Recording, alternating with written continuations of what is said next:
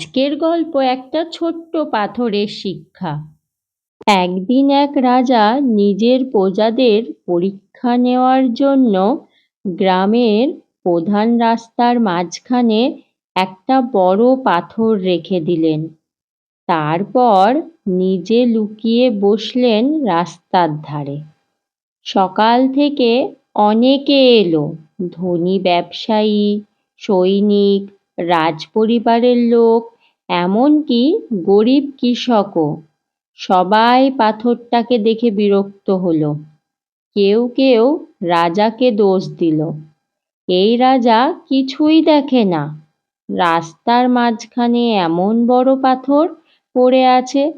কিন্তু কেউ সেই পাথরটা সরালো না, সবাই শুধু অভিযোগ করল আর পাশ কাটিয়ে চলে গেল।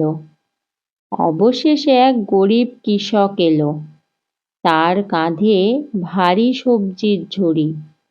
পাথরটা দেখে সে নিজের ঝুড়ি নামিয়ে রাখল।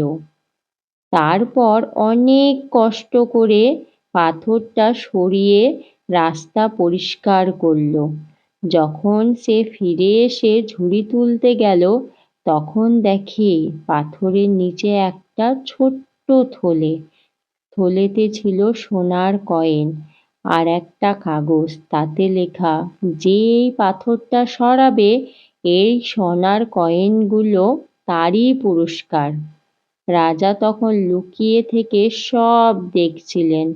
তিনি হাসলেন এবং বললেন, অভিযোগ নয়, চেষ্টা, এই জিনিসই মানুষকে ভাগ্যবান করে তোলে। বন্ধুরা, তোমরা এই গল্পটা থেকে কি শিখলে আমাকে কমেন্ট করে বলবে।